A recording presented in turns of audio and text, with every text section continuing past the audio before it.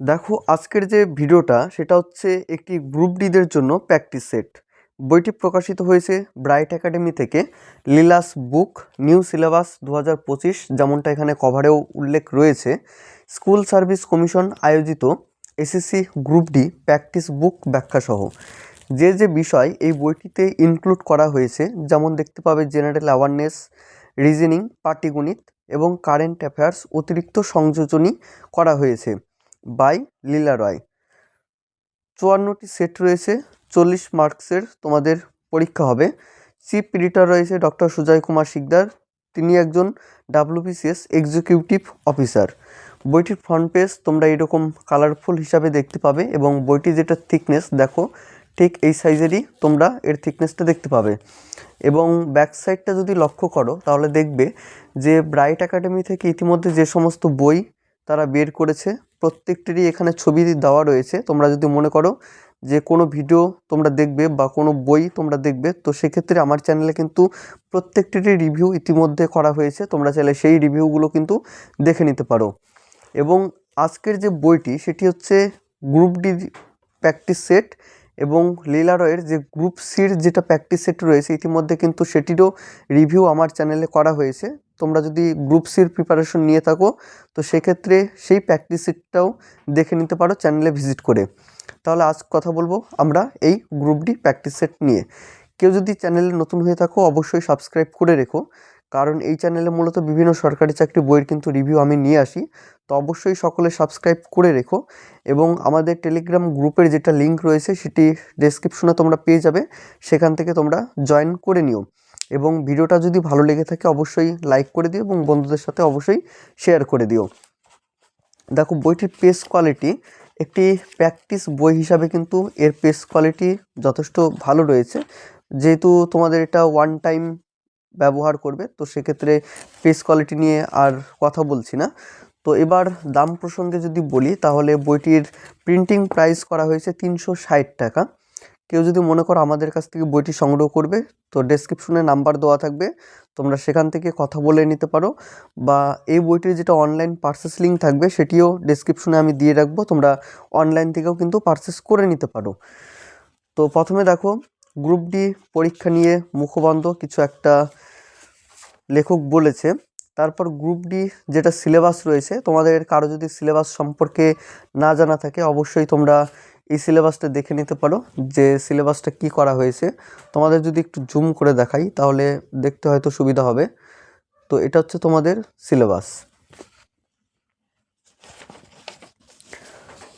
তো সূচিপত্র এখান থেকে শুরু হচ্ছে। তো সূচিপত্রতে দেখো প্রথমেই আমরা প্রিভিয়াস ইয়ারের বেশ কয়েকটা প্রশ্ন দেখতে পাবো।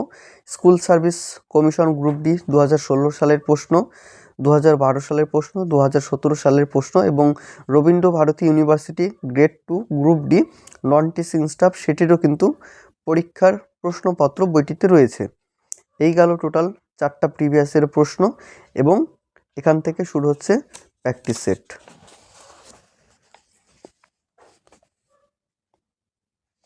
এবং সাম্প্রতিক ঘটনাবলী শেষে আমরা কারেন্ট অ্যাফেয়ার্সের অংশটুকু কিন্তু দেখতে পাবো। তো প্রথমে দেখো প্রিভিয়াস ইয়ারের প্রশ্ন কিভাবে সাজিয়েছে। WB school service commission group D পরীক্ষা 2016 সালের প্রশ্ন। তো এখানে দেখো বিভাগ 1, 2, 3 করে কিন্তু দিয়েছে। তো বিভাগ 1-এ রয়েছে সাধারণ জ্ঞান। তো প্রথম প্রশ্নটা রয়েছে ভূমিকম্পের তীব্রতা মাপা হয় যেটির দ্বারা, সেটি হলো কি? অপশনে রয়েছে ব্যারোমিটার, হাইড্রোমিটার, পলিগ্রাফ, সিসমোগ্রাফ। এটির উত্তর হবে ডি নাম্বার, সিসমোগ্রাফ। ব্যাখ্যাটাও কিন্তু তোমরা এখানে পেয়ে যাচ্ছ।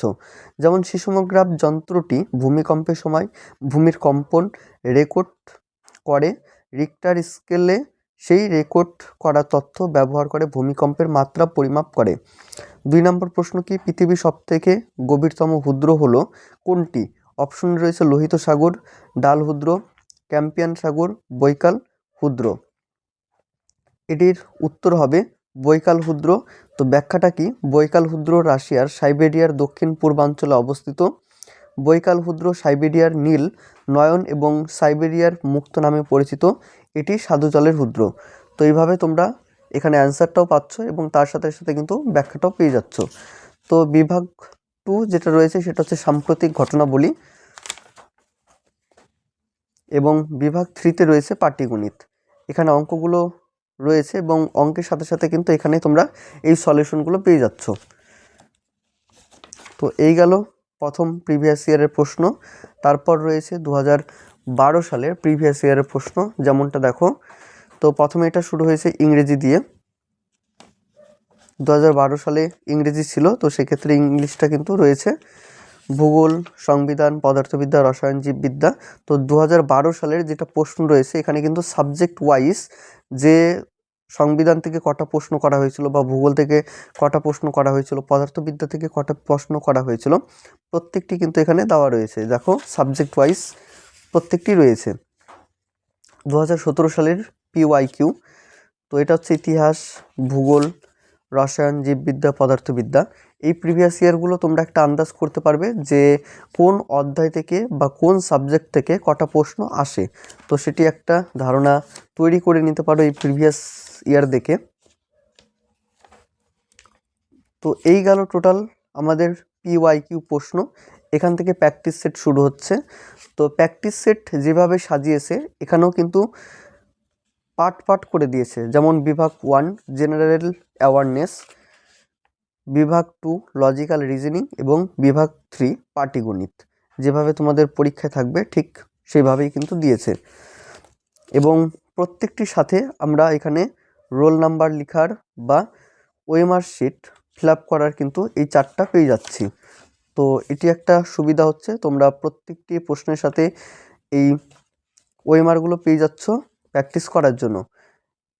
এটা হচ্ছে 40টা প্রশ্ন ছিল, 40টারই এখানে ব্যাখ্যা আলোচনা করা হয়েছে। এটা প্র্যাকটিস সেট 2, এখানেও ঠিক একই বিভাগ বিভাগ দিয়ে কিন্তু সাজিয়েছে। বিভাগ 3 এখানে দেখো ওএমআর রয়েছে এবং এক্সপ্লেন করা হয়েছে।